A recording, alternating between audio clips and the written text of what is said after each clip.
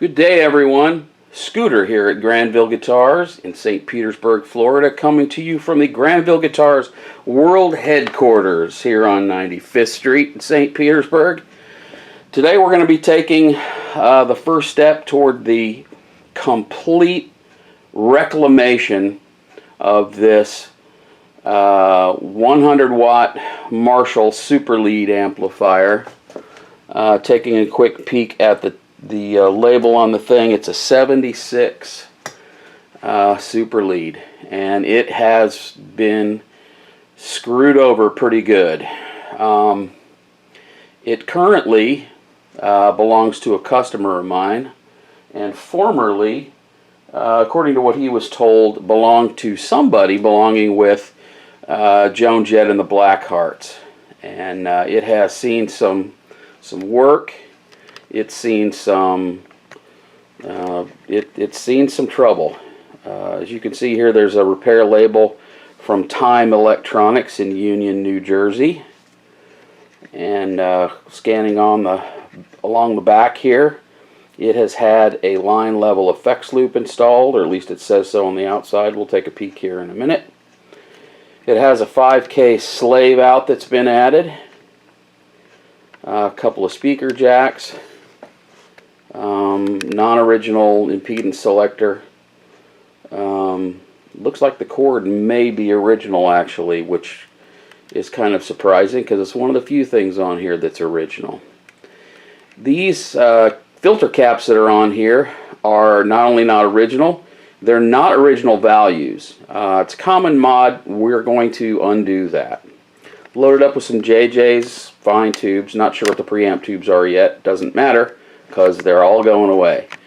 The marching orders on this amp are to make it 100% back to its original form. So a lot of this stuff has to go away. You'll notice down here at the end, there is an AC connection for a fan that was mounted inside the cab. That will be going away because it's not original. So that's what we're doing with this bad boy. Let's flip her over real quick here and see what we got happening on the inside. And there's a lot to talk about.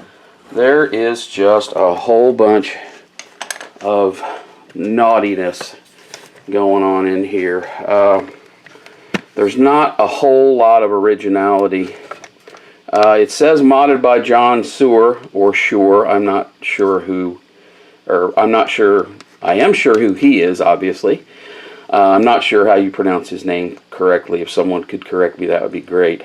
I don't think John's the only one who's been unleashed inside this amplifier. I think a lot of people have done stuff to it over the years. None of the pots are original. 2 of the jacks have been replaced. As we said before, the filter caps have all been replaced, and they've been replaced with mod values, and we're going to replace them back to original stock values that they should be, just to make it original.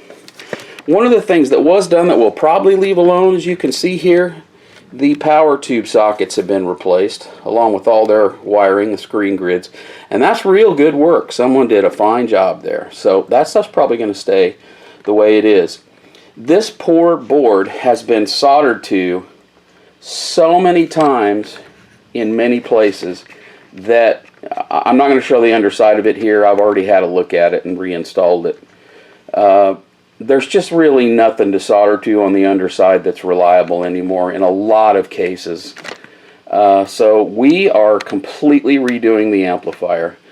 I've acquired a Super Lead 100 kit from Mojo, and I am going to remove the electronics en masse as one complete wad, disconnect it from the power supply and filters, and just pull it out as one big chunk.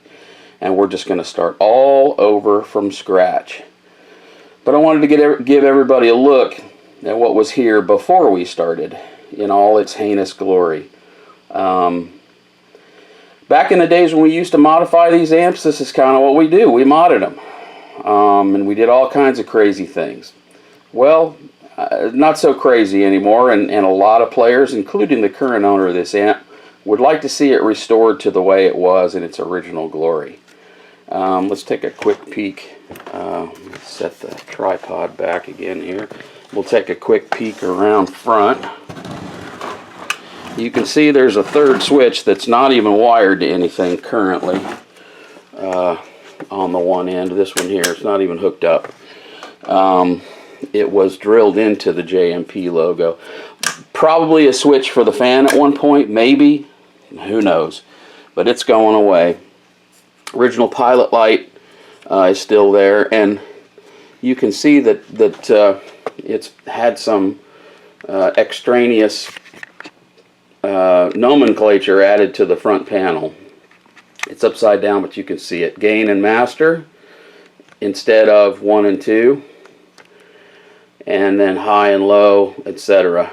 Common mods, sometimes they're successful, sometimes they aren't. The main reason for all the work we are doing on this amplifier is that it sounds horrible.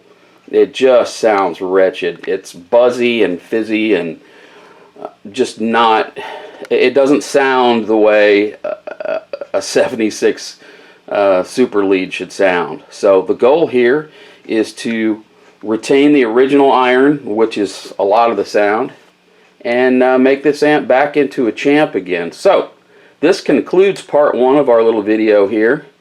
Be on the lookout for further installments in which I will show off what we're doing as we're doing it, and hopefully on the other end we get a good result. If you have any questions about anything we do here at Granville Guitars, seek us out on the web at www.granvilleguitars.com.